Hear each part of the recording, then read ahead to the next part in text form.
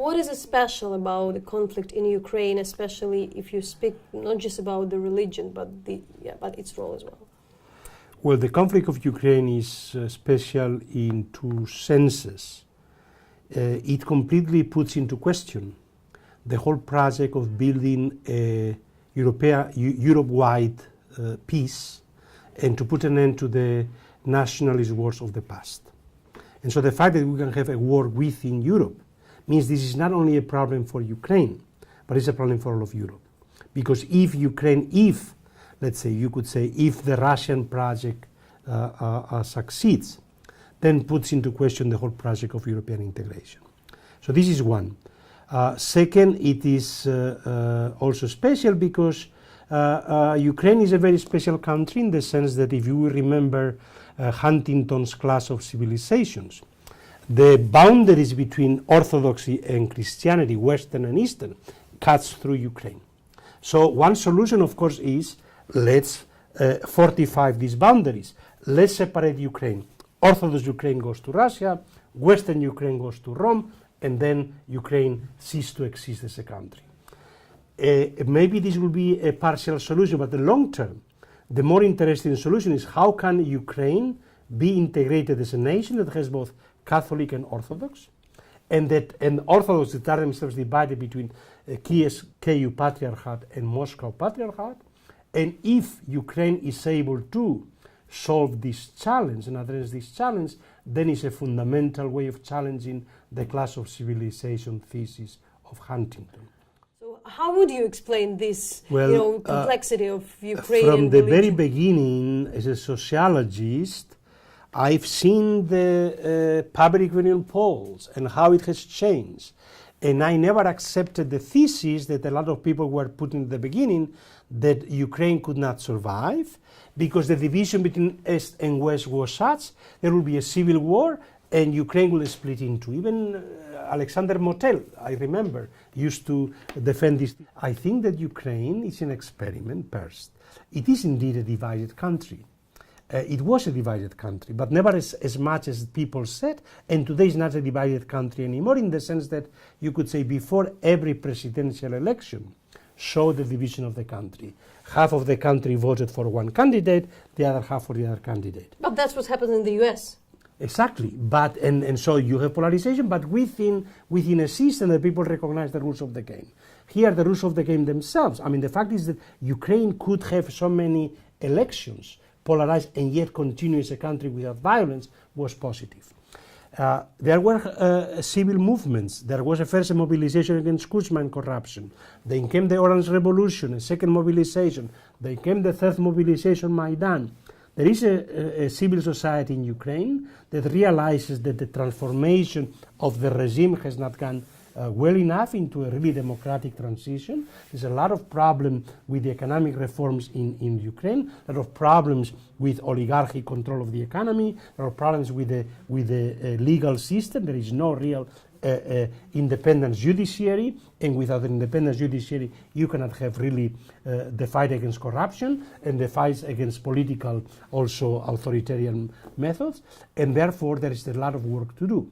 But the fact that Ukrainians again and again are ready to mobilize themselves without violence, precisely non-violent resistance, civil disobedience. We know that those are the weapon that the people have when they fight against injustice. And this has happened again and again in the 20th century. And in this respect, Ukraine has shown the possibility, again, the same thing that Solidarity in Poland, of a movement of civil society that under very difficult conditions nonetheless want to reform the country for better conditions. But after the Russian aggression, it's turned to the military conflict. Yeah, exactly. So this is the problem. There was first a process. We could never understand how the Yanukovych regime could collapse so dramatically and so rapidly unless we realize that only authoritarian regimes collapse in such a way. So this was the typical collapse of a dictatorship that realizes that has no backing, that suddenly is really the emperor is naked without clothes. But then of course Russia was not ready to accept the defeat of their project in Ukraine and decided to up the ante and begin a military confrontation. And of course, once the problem is militarized, then it's a geopolitical condition. Ukraine, which of course gave up its nuclear weapons on the basis of the Budapest Memorandum, in the understanding that the territorial integrity of Ukraine was protected, suddenly you have a power, which is a powerful power, that basically violates this territorial integrity, annexes Crimea, occupies parts and mobilizes people within and without for a military conflict in the Donbass. And obviously this is something which Europe is not anymore only a problem for Ukraine, it's a fundamental problem for the Helsinki Accords. This was the Helsinki Accords, was the agreement written by every European country, on the basis of which the 5 principles are precisely territorial integrity, non-changing of borders through force, all kinds of things. All of this was violated in the way in which Russia operated in Crimea and in the Donbass. And OXE, that came out of precisely the Helsinki Accords, and the European Union, that came out as a project to precisely transcend the national conflicts within Europe through the reconciliation of Germany and France, have to respond and have to realize this is not only a problem for Ukraine, but it's a problem for a global order. So what in your opinion are the key elements to challenge that, to start to do something, and to besides having the discussion about the military option, right. What is the other option, apart that there is a necessity of the other option? Right. I mean, I'm not a geopolitical expert, and I'm really not the one to say about military options. But when I hear, let's say, somebody like Merkel repeat again and again, there is no military option, then it means, if you repeat it, means you are giving Putin the chances to impose his own military option.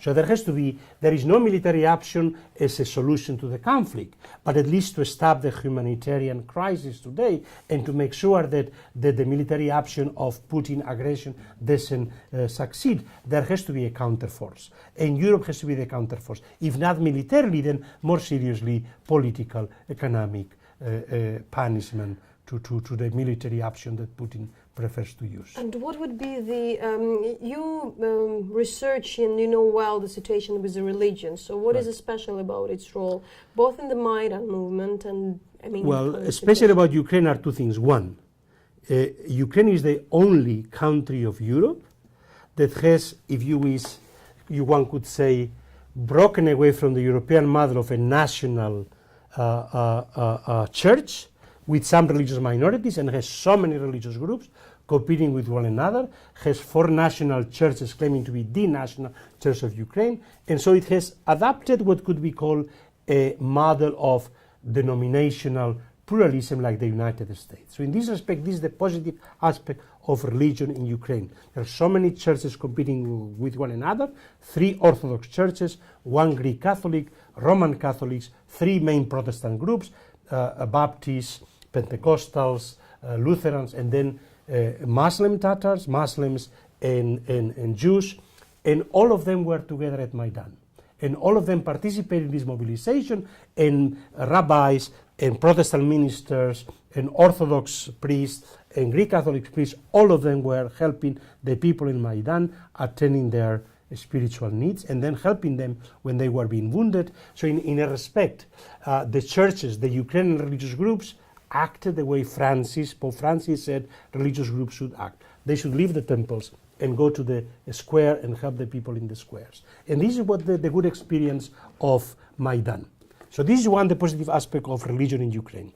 The negative aspect is that 25 years ago, the situation was very different. There was only one church in Ukraine, the Moscow Patriarch, that had been precisely put there by Stalin, by repressing the other historical churches of Ukraine and bringing them underground. Democracy has brought this religious pluralism, but the Moscow Patriarch is not willing to give up its monopoly over Ukraine. And so now the religious, territorial, canonical claims of the Moscow Patriarchate go very well hand in hand with the imperial projects of the Russian government and the Russian Federation over Ruski Mir. So this is Nash territory, the politician said, and the Moscow Patriarchate also said this is Nash territory, this is our territory. So as long as Russia does not accept fully the full independence of Ukraine and the right of self-determination of Ukraine, and as long as the Moscow Patriarchate does not accept the legitimacy of the other groups, the KU Patriarchate, the Greek Catholics, the Protestants in Ukraine, and does not cease calling them uniatists, schismatics, heretics, there is no room for really a peaceful democratic building in Ukraine. But how do you see how strong is this conflict, especially with the Moscow Church Patriarchy in Moscow and the Moscow Patriarchy in Ukraine? Well, the conflict, which a lot of people probably, it's maybe confusing for some people who don't well, understand. the conflict is there in the sense that obviously they are competing within Ukraine, but this could be a peaceful competition regulated by law, in which there is both recognized, and let then try to get as many followers as they want. Now, this is one aspect of the competition. But then we see what happened after the occupation of Crimea. The Moscow Patriarchate once again decided no, only the Moscow Patriarchate is the official church in Crimea. The KU Patriarchate has no right to be here. The Greek Catholics have no right to be here. They are foreigners now. If they want to be accepted, they have to register as foreign organizations or become again Russian citizens. You know the situation. And even Muslim Tatars. Their leadership had to flee. So the situation is the Moscow Patriarchate was able to re-establish its monopoly over Kremlin, and there is a way in which the situation in the fighting parts of Donbass, which are controlled by the so-called rebels or pro-Russian rebels, also we see the strength of the Moscow Patriarchate and the persecution of other groups, Protestants, Greek Catholics, etc. So ultimately, the question is whether we can have open, pluralist democratic Ukraine with freedom of religion, freedom of the press, and so that Ukraine can be a normal European country. But of course, for Russia, this is a very difficult proposition. And how do you see the development with the church in Russia, with all this movement, with this Ruski Mir, Russian world, and also proclaiming some of the more modern practice and something heretical? Well, it's a difficult situation because we know that the Moscow Patriarchate that had been persecuted by Stalin before World War II, then under World War II, precisely when Stalin needed the patriotic mobilization of the Russian people, then brought back the Moscow Patriarchate and the Russian Church, the Russian Orthodox Church, to help the patriotic war. And since then there has been always some fusion between the patriotic politics and the patriotic church. Of course, under the communist regime, the church was really persecuted, was very weak, and was basically without independence from the government. When independence came, let's say when the Soviet Union fell apart, there was a choice for the Russian church, either to become truly independent from the government or to be trying to be once again a confessional church. There were groups within the Russian Orthodox Church that thought it is better to be free and not to be controlled by the government, because we know what happens when the government controls the church. We lose our freedom, we lose our right to be Christians as we want to be Christians. But ultimately, the Russian Orthodox Church felt they were very weak. They couldn't compete with the competition from Pentecostals, from other groups, and decided that they wanted a union again with the Russian state. And the Russian state, once it became interested in rebuilding a Russian empire, needed also legitimacy. So both a Russian imperial project and a Moscow Patriarchate monopoly project simply came together in Russia today. How do you explain for yourself? We already used to that it goes like the region and some thoughts about the communism, about all the Soviet symbols go together that well. There would be the communists who would be the most orthodox. I mean, in the current days, and all the same, like you have a KGB, former KGB agent who would goes to the church, and it goes together. Yes, this is difficult to understand, and obviously this is, for me as a sociologist, I have to understand what does it mean. It means we cannot simply say these are Soviet. It's not the old imperial Russia, monarchic, let's say, Romanov's Russia before the Soviet Union. It's not the Soviet Union all over again. It's something new. And we know that it has a lot of elements of fascist authoritarian regime. So it has elements of the old pre-Soviet imperial Russia and so as part of this ideology and of the symbols, and that is where the Moscow Patriarchate comes as a central aspect of this. It has elements of the Soviet Union, the powerful Soviet Union that could be one of the superpowers in the world, and they want to rebuild such a superpower, and therefore we should not dismantle the Soviet Union. And it has elements of a new type of nationalism that basically uses populist democratic methods, the same was that fascist regime used to come to power. And we see how the policies of Putin are very, very popular in Russia.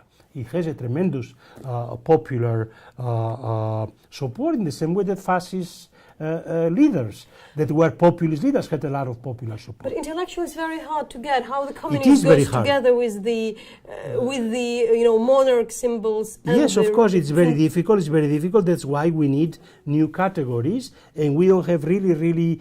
So, what is the challenge for the international scholars, for the scholars to research, to understand, and to kind of sort it out and explain? First, to understand this is really a new world we are entering in.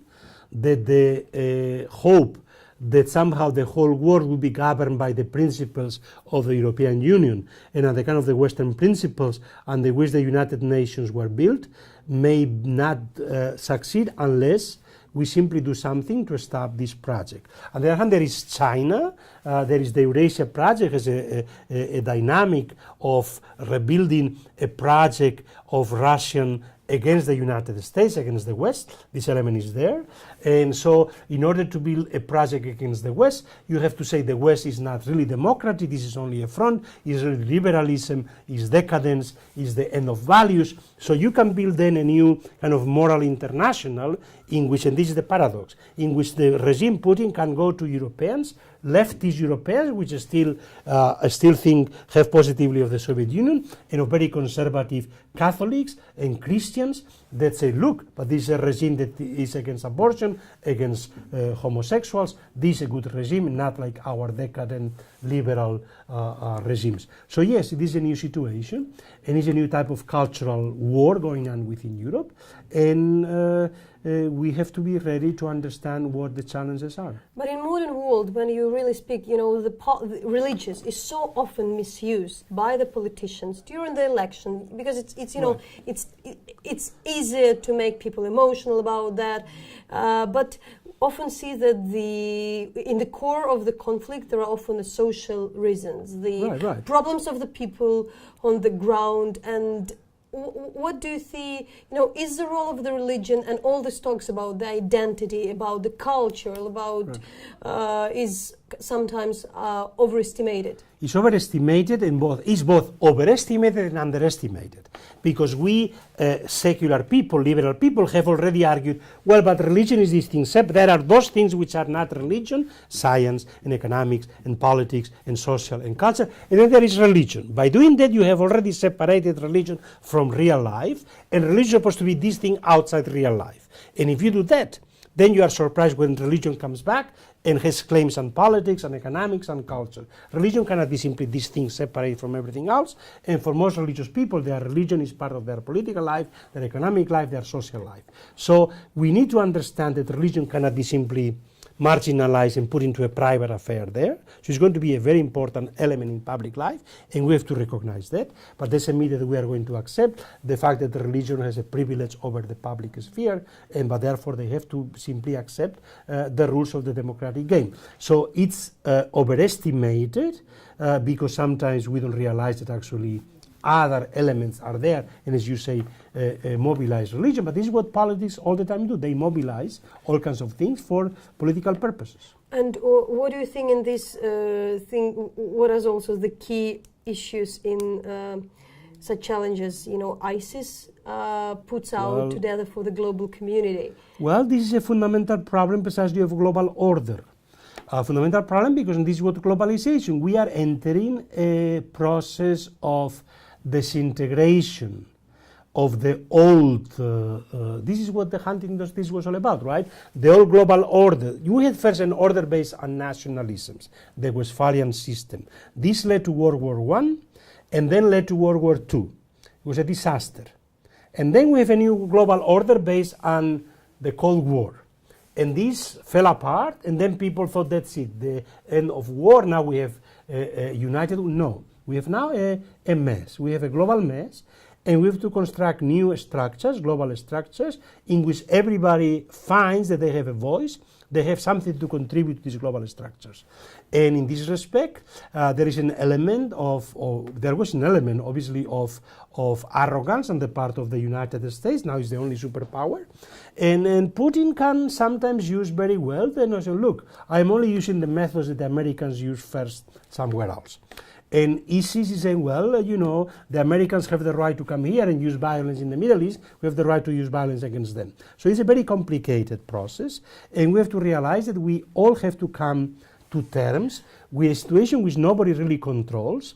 And we have to build together, work together, to make sure that groups like ISIS cannot simply get their way. How to get out of this relativity? They do this, so we will do that. Well, exactly. So we have to create norms, international norms, which are based on principles of equity, of fairness, in which not only the powerful people, I mean, there is a lot of hypocrisy, obviously, and you know, the Muslims always have said, look, look what you do with Israel, look what you do. Some people have nuclear weapons, we are not allowed to have nuclear weapons, we're only this country. So there is a lot of inequality in the global order.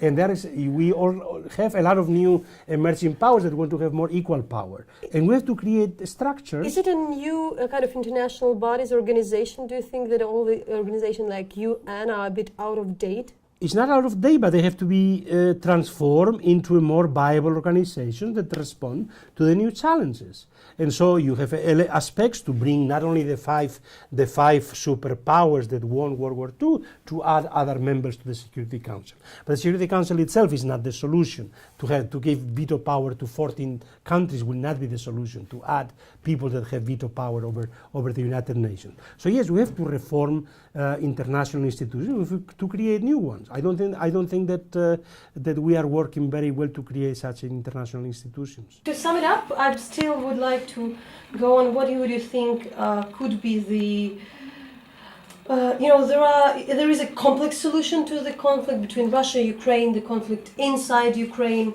and coming from the experience we have with the Second World War, with all the other reconciliation projects, what are the things to start? Well, we have to be able to separate the different aspects of the conflict which are very much intertwined. There is the geopolitical conflict of imperial Russia that wasn't want to recognize the territorial integrity of Ukraine.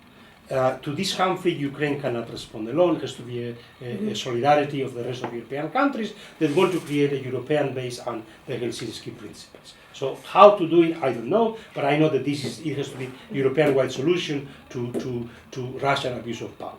Then there is how to stop the humanitarian crisis in Donbass. We have to do something to make sure that this does not continue. And here is where all of Ukraine, on both sides, have to somehow find ways or find solutions to what cannot last longer.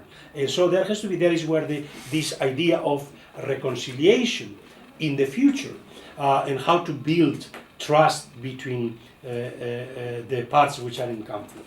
And ultimately, long term, is how we can create, how Ukrainians can construct the kind of European country that is part of Europe and that can join the European Union without being a threat to Russia.